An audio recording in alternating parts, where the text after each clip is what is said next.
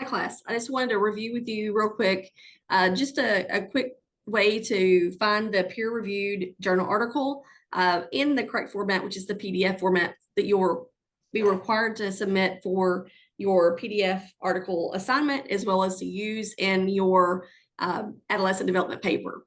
So when you're on the University of Wyoming webpage, the YWeb, if you go to the tab that says Libraries and click on that, that should bring you to this page. And with this page, you should be able to just go to this quick search and type anything in there. You can always go to advanced search if you want to go more specific. But when you go into the quick search, you can type in anything about adolescent development. So if I just put in adolescent development, I'm going to come up with probably so many things that, it's probably going to be overwhelming. So when I click that, it's going to come up with 429,115 results. And so when you look at that, you're going to see lots of different topics, but there's some of them are broader. Like here's an after school program to promote child and adolescent development, normal child. So there's all kinds of things like that. But what I want to also do is on the left-hand side, you can refine your search. So you can click, so you may have a question about what a peer-reviewed journal article is. And basically that's a journal that has been submitted to a journal that is called peer review, meaning that your peers in the field have reviewed it to ensure that your information you're submitting is good quality information. It's not a bunch of just nonsense that somebody's submitting, so that whenever you look at an article like you're going to be looking for in this course, that you can say that it's probably got some good points in it. It's probably accurate. It's probably not as misleading. Now, there's always going to be limitations in peer-reviewed journal articles as well, and those should be indicated in the article that you're choosing. But when you click on this space right here, it's going to refine your search to include only peer-reviewed journals. And so you can also do one for only held by the library. You don't really have to do that for this course. If you know that you want to get a topic looked into that is an older article, you can just search however you want, or you can search by like a certain year. And most often for psychology, you're going to want to confine it to the last 10 years for most relevance in the field. So you can type in maybe 2015 here, and you can get it to today's date. If you notice that there's an ability to go up, sometimes that's because some of the articles may be advanced release, or it could be something that is published in a different format. So I'm going to click that so I can do that per the last 10 years. And you can just come in and change really anything else you'd want to kind of search. I only want to work with human beings for sure. Since I'm looking at the article over adolescents. You can look at only for psychology, you can do it only for children. There may be one in here to search specifically for adolescent development. You can look at language as a filter, and of course, if you only speak English, you will only want to get English articles. I only speak English and read English typically, maybe a little bit in other languages, so you'd probably want to go ahead and select English only there. You can have journal title to search for in specific journals. And so here's one journal of youth and adolescence. That'd be a good one to look into. It doesn't have to be the one you look into, but there's probably some other ones as well that'll have some of the articles. So for this one, I'm going to go ahead and just pick the Journal of Youth and Adolescence and maybe American Academy of Child and Adolescent Psychiatry for this search. And then I don't really care about location. If I want to look for a certain author, we could look that up. If you want to go even in more depth of like parent-child relationships, adolescent, youth development, United States, you could have just a variety of different things you look at in that adolescent psychology. If you want mental health to be a topic, you can click whichever one you want to click. And then you should be able to search using these criteria. And again, you can go up and you can click on the advanced search also and do some of those things. But if I wanted to look to see if the article that I'm going to look at is going to be peer reviewed or not. You can possibly look on the advanced search and it might give you an option of doing that. Some of the searches usually will do this.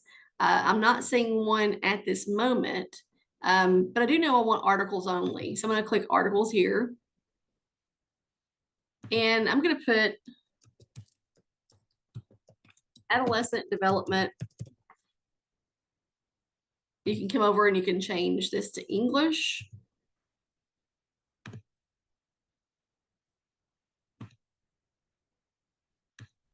You can search by the year here again. And I can look at journals.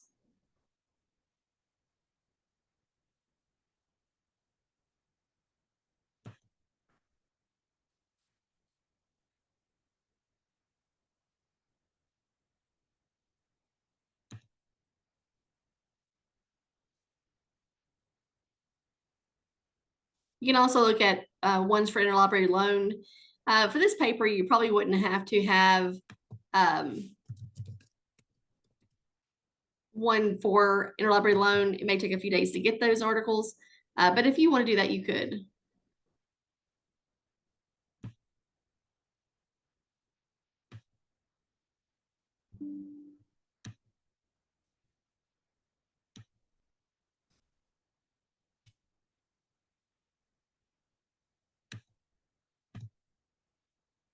So most often people will just go ahead and use the quick search option.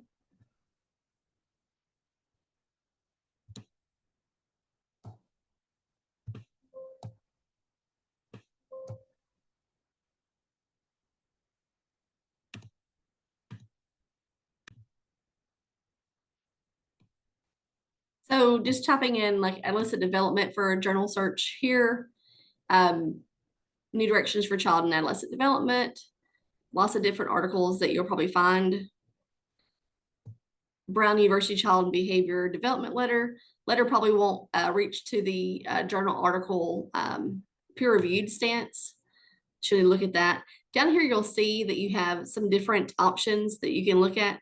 I will say that when you look at a citation, sometimes there's a citation generator for you that will come up. And I just want to let you know that most often there are errors in those citation generators. Sometimes there's not. This one may be closer to being better than most of the ones I might see, but it is maybe not the most common form of an article citation you might see here. So be sure that if you do use citation generator that pops up, that you're able to go to your APA manual to double check that it's an APA format.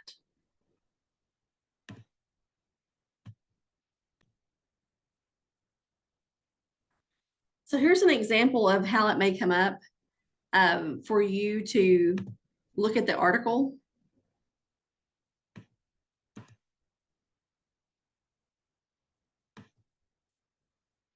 And on this page, you'll notice that you have full text, and then under that you have this button, the view PDF. So you want to get the PDF version of the article. So if you find an article that you can't access it in a PDF format, then that's not an article that you can use for the assignment. So in a non-PDF article, you're going to see how it looks right now. See how it's just kind of on there. So you have all this stuff on the left and right you're looking at as well. But when you look at the PDF article, it's going to come up, hopefully, like something like this. So you're going to see that you're going to have the title of the journal, International Journal of Adolescence and Youth. You're going to have the year of publication, 2024, the volume, which is 29, the issue number, which is 1, and then you're going to have a DOI number that is kind of a way to get access to the article. You need to locate it for some reason. And then you have in the right-hand side at the top, the Rutledge, Taylor, and Francis group. It's also an open access journal. So the title of your journal is Parental Social and Academic Status and Adolescent Development in Indonesia, the one I found here. And the authors are Choi and Min. you have an abstract, you have an history of the article, the keywords, and you have an introduction. And then you can keep scrolling down. Sometimes information at the bottom of the article is helpful. Different sections. And at the very end of this article, you should have a section that talks about the references. So I scroll down more.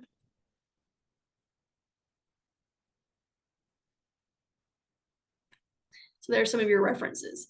Be sure that you're not going in and just using your article's reference style. International journals don't always use APA format as their formatting source. And sometimes articles that are even published in the United States are not written in APA format. So it really depends on the field that the person is in that's doing the writing of the article, as well as the publication requirements of the journal they're submitting to. So then there's all those references that they have for this article. And you can tell kind of like what, how long each article is. So this one is 17 pages, looks like.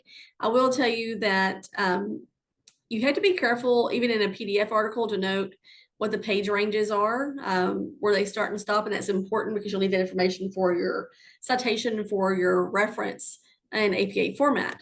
So it is possible that this article actually started on page 1 and ended on 17, just because it is in the number 1 issue of this publication. So volume 29, issue 1. So it could have been the first page in this journal when it was published. However, you still have them page numbered 1 through 17. So either way, those are the numbers you will put. But you can't assume that the numbers are, 1 through 17 if it's not already noted on the page. And your page number is something you'll be required to put into your paper in the APA format for the reference. So, and any in-text citations that you have that are quotes. So when you have an article that is in non-PDF format, some of that information is harder to find, like the page numbers. And especially if you were to use a direct quote, you wouldn't know where that page starts and stops at the quote you're using. Of course, it's discouraged from using a lot of quotes in your paper, but using a small quote here or there might be okay. In a 1-page paper, really a short quote, maybe one, would be appropriate in a paper of this length. So that is information about how to find the article. And I'm going to switch real quick gears to just kind of show you the Canvas format for your class, just slide really quickly. And so you have the home screen, of course. Any announcements that I add, which I'll add one probably in a few minutes to the course, so you'll see that. Modules are there for you. It's a really good place to look. What you'll see is you'll have a module 1 through 16 for all the weeks in the semester. And you'll have under each module kind of a summary for the week, which also mirrors your syllabus. So you'll have the dates and times, and you'll also have the things we'll be covering and the assignments that are due again. And again, they are in bold for you, but of course I could have made a mistake on that. So be sure to check that against your assignments in the assignments tab in Canvas as well. So under week 1, you have that description of what we're doing under week 1, module 1. You will have your online discussion 1 that's listed here. And so for example, on this one, once you open that up, you'll see that there's some instructions on how to answer it and some requirements for the assignment. And talking about, you're required to respond to all parts of the prompt in a meaningful and complete manner. And although there's not a number of words or sentences, the post should be long enough to really satisfactorily respond to each prompt. So it shouldn't just be, I like it, or this is okay, or that's wonderful, or this is good kind of stuff. You should be really having something meaningful that you're putting. And if it's a meaningful response, if it's 3 sentences, it could be enough. But if it's not a meaningful response, most likely 3 sentences probably won't work. And then, so after each of the parts of the prompt, so in here you'll have 5 components. So this first one, you're going to be watching the video clip and writing a response. If you agree with Dr. Gabor Mate's comments about why kids are acting out. And it's about 1 minute long, I think, on that video. It's not very long at all. So you'll have you'll watch the video and you'll have a paragraph that you write about what you think of the article based on the clip. And again, if you agree with what he's saying and why you agree or why not if you don't agree. And then you'll, after that paragraph, you'll space down and you'll address the second part of the prompt. So what are some of the ways adolescents are stereotyped? How does this impact the adolescent in the short and in the long term? So you can use your text, other sources, and you are able to put some of your own thoughts into it if you'd like. But be sure to not just write purely opinions, but base it on observed facts and experiences that you've seen people in the community and society dealing with. And then after you address that, you will space out again for another paragraph and respond to the part 3. So applying 1.1 in your text, as a child, Megan was easygoing, well-liked, and kind to everyone. Now at the age of 14, it's a different story. Megan says she hates her parents, gets into fistfights at school, and has started smoking marijuana with her 18-year-old boyfriend. Megan's parents are desperate to know, is this normal? Do all adolescents go through this?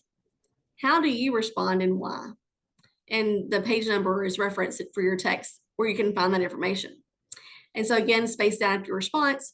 And then your fourth paragraph will be addressing, do you think that young people from high and low socioeconomic statuses or SES backgrounds experience emerging adulthood in similar ways? Why or why not?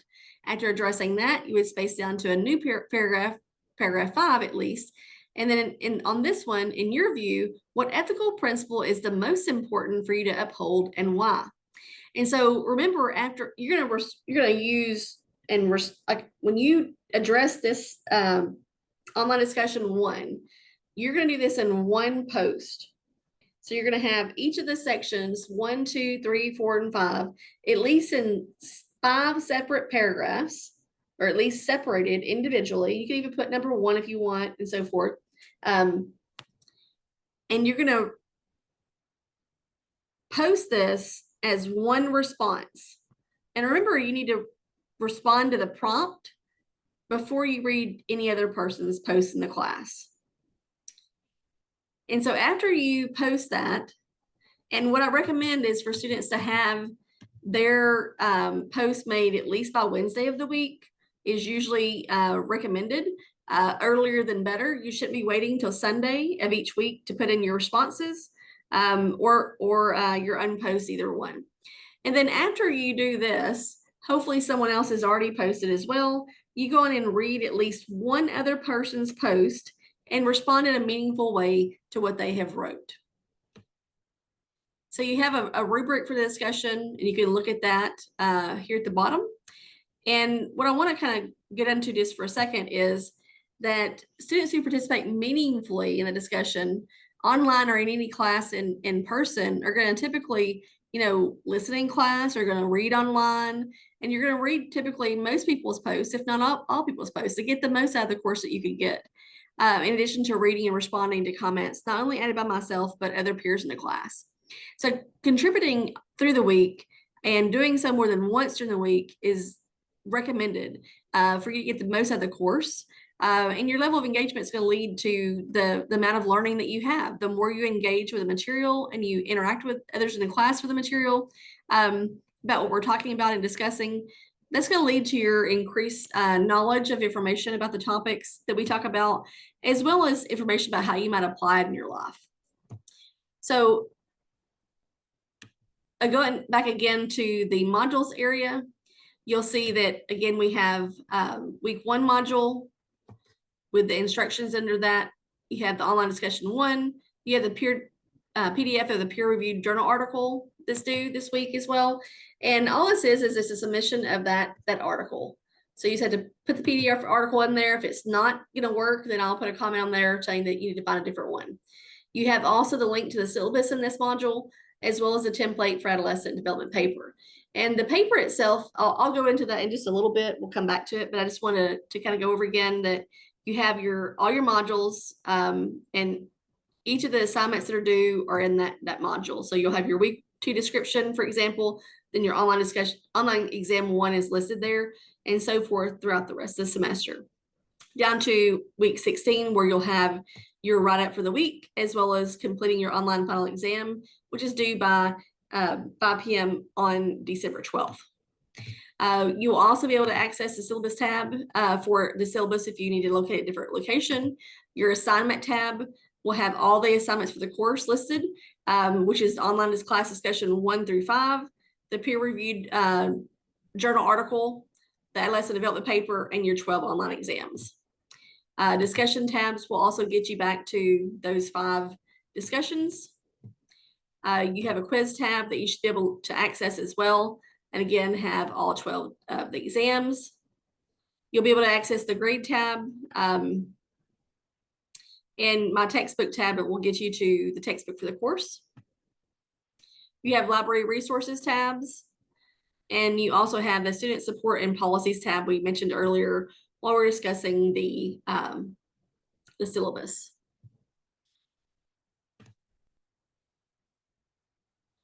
So I'm going to briefly bring up the template for the paper. And of course, I did not write a whole paper for you here and to view the assignment for, but you'll see the gist of it. You'll have, and what you should do is just download this onto your desktop or to your USB in the format it is in, which is Word. And then you're going to end up taking out all this information that's on here currently. But it's just for your template for your reference. So in the first name, last name, you'll write your name there.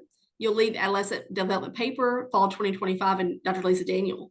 And this just kind of sets it up. You'll have this first paragraph. You'll introduce the topic that you're going to argue using the 2 required sources, your textbook and the journal article that you found, as to the most important topic you feel in adolescent development. And using those 2 the article and the book to reason or discuss the reasons why you feel it's most important. But this first paragraph here is going to introduce your topic for the paper and so forth. And again, don't use your own opinion, but use these sources to write what you're wanting to say. Make sure it is in your own words, or if it's not, if you do direct quote, again, make sure you do cite that accurately. With if you use a direct quote, it's author, year, and page number. It's required for the in-text citation is in addition to your reference. But again, you can't copy a very long quote and put in your paper and call it your own either. So be careful with how much texting or of the in-text citations you're using in that. So short, very short quote, 1 or 2 for the paper should be enough for this size of paper. Keep the paper to 1 page, including your references. Do not go over 1 page. Going over 1 page will not get you better grade in the class. It will actually get you a worse grade in the class. So make sure you keep it to 1 page. A title page is usually required for AP format, but in this class, for this assignment, you're not required to do a title page at all. So that's the first paragraph that you can have, like, for example, for the introduction. Second paragraph, and then additional paragraphs, you're going to write paragraphs that you're needing to discuss the topic and also to discuss why the topic's most important for adolescent development based on the sources you're using. Again, regarding to font, make sure you use 10-point font as the smallest font, and 12-point font is the largest font for your paper. Use single spacing. Be sure to remove any spacing before and after paragraphs. It's already done right now in this template, but if you were to add them in for some reason, make sure you do delete those spacing errors. APA format of in-text citations are required for all sources. So if I said Daniel 2025 or just said adolescent development is great or something like that, and I put that in an article somewhere, then I need to quote Daniel 2025 and then what the information is. So your intake citation per AP format is required for all information, textbook and the peer-reviewed article. You can use additional sources if you want, but you're going to have to make sure that you use your textbook and your PDF article that's required for the assignment to be done in a substantive, meaningful way. So you can use other sources as long as they're also peer-reviewed or professional sources. So no Simply Psychology, no Psychology Today, no material that's not a like a textbook for your course, that kind of book that has references in it, or a peer-reviewed journal article. So no unprofessional resources.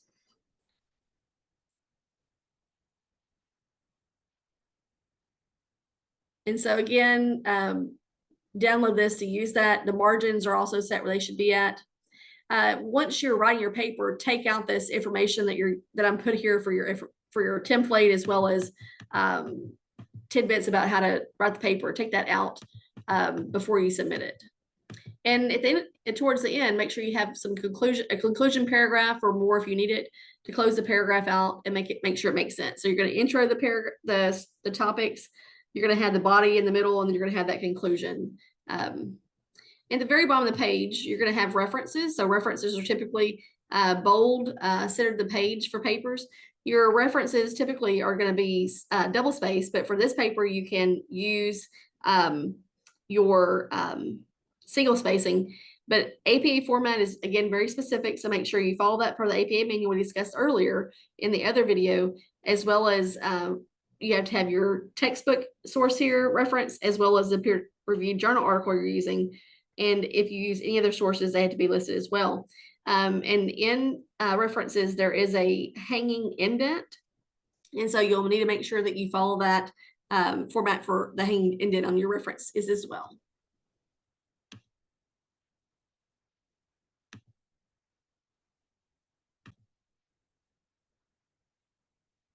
So I think that is probably all of the kind of information to kind of get started with the class. If you have any questions or concerns, be sure to reach out to me. And each week you will have videos, PowerPoints, and stuff like that added to the like summary of the week page.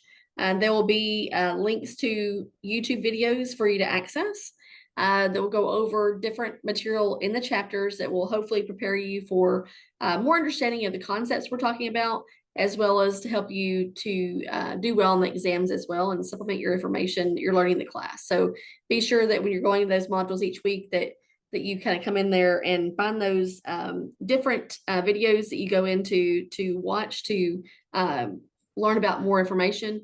Those videos are not added currently. They'll be added as we go throughout the semester. So be sure if they're not there yet, when you go in to look at that material, that you go back to look at those during that week that they're to be reviewed. I look forward to a great class with you. Have a great rest of your day. Bye-bye.